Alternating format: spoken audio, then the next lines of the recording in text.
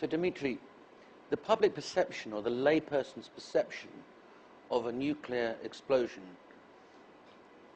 is completely different when that nuclear explosion takes place underground. When we were first informed that there's a possibility of a nuclear explosion taking place in Manhattan, we dismissed that as nonsense. That can't happen. There's no mushroom cloud, there's no radiation, there's no destruction. And now, having explained that it's underground, all of the energy and all of the things that we associate with a nuclear explosion take place underground. And it's only an associate effect that causes the demolition of the World Trade Center buildings. Yes, it's probably a psychological problem why the people cannot believe that it was a nuclear event, because they expect to be something as in Hiroshima, burned bodies and burned buildings and a lot of radiation. But in reality, as you can see, it was just an ordinary nuclear explosion underground. So the effects were corresponding, and it is well known to specialists anyway. Well, we've also got the timing issue, because the South Tower's hit at 9:16, the North Tower at 8:46, the Pentagon struck at 9:37, discovered to be a thermonuclear device. At 9:59, the South Tower is collapsed or demolished. So that would be well within the comfort zone of a decision being made and the button being pressed. Yeah, it was quite a short time in between. And then at 10:27, half an hour later, the destruction of the North Tower. So there's a kind of cause and effect to your story. Why? There is a cause and effect. The Pentagon officials look at this thermonuclear warhead, the Doomsday plane takes off, the Cheyenne Mountains are closed behind the Joint Chief of Staff, and a decision is made to demolish the World Trade Center because of the possibility of a thermonuclear device being in the upper floors. Yes, actually they didn't consider it as a possibility. They were sure about it. That's at least what the FBI officials told me. They were absolutely certain that there were nuclear devices on planes.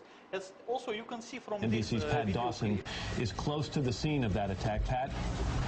The chief of safety of the fire department of New York City told me that shortly after 9 o'clock, he had roughly 10 alarms, roughly 200 men in the building trying to effect rescues of some of those civilians who were in there, and that basically he received word of the possibility of a secondary device, that is another bomb going off. He tried to get his men out as quickly as he could, but he said that there was another explosion which took place, and then an hour after the first hit here, with the first crash that took place, he said, there was another explosion that took place in one of the towers here. So obviously, according to his theory, he thinks that there were actually devices that were planted in the building.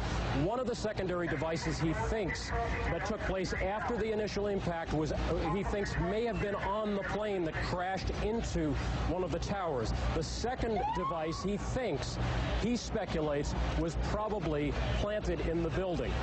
So that's what we have been told by Albert Turry, who is the chief of safety for the New York City Fire Department. He told me that just moments ago. Please listen carefully what that person says. One of the secondary devices he thinks that took place after the initial impact was, he thinks, may have been on the plane that crashed into one of the towers. The second device he speculates, was probably planted in the building. Just listen. According to his theory, he thinks that there were actually devices that were planted in the building, planted in the building, planted in the building, planted in the building. One of the secondary devices he thinks that took place after the initial impact was, he thinks, may have been on the plane, may have been on the plane, may have been on the plane, may have been on the plane. He talks about two nuclear devices. And this is the chief of safety for New York Fire Department. He talks about certain devices built in the tower, and another explosive devices were in the planes. May have been on the plane. Yeah. May have been on the plane. This is the answer.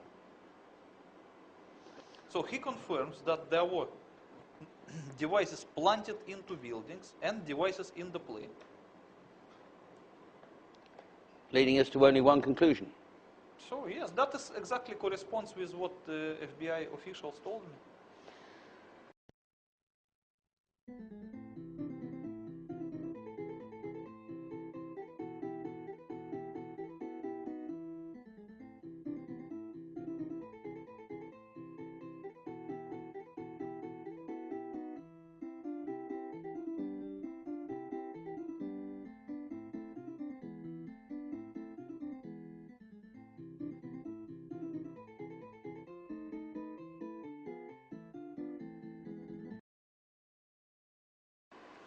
Dimitri, I want to turn to other events just around that crucial 8:45 to 10:30 time on the morning of September the 11th. If only the twins had an inbuilt nuclear demolition scheme, or there were some more skyscrapers that had something to do with the engineering ideas of Mr. Lazou that you referred to, you have one suspicion. The first 9/11 victim telescoped at 9:59. Less than only 3 minutes later, at 10:02, it was ordered to immediately evacuate the Sears Tower in Chicago. It wasn't ordered to evacuate the Empire State Building, the Trump Tower. It wasn't ordered to evacuate any other building, the Sears Tower in Chicago. Why would that be?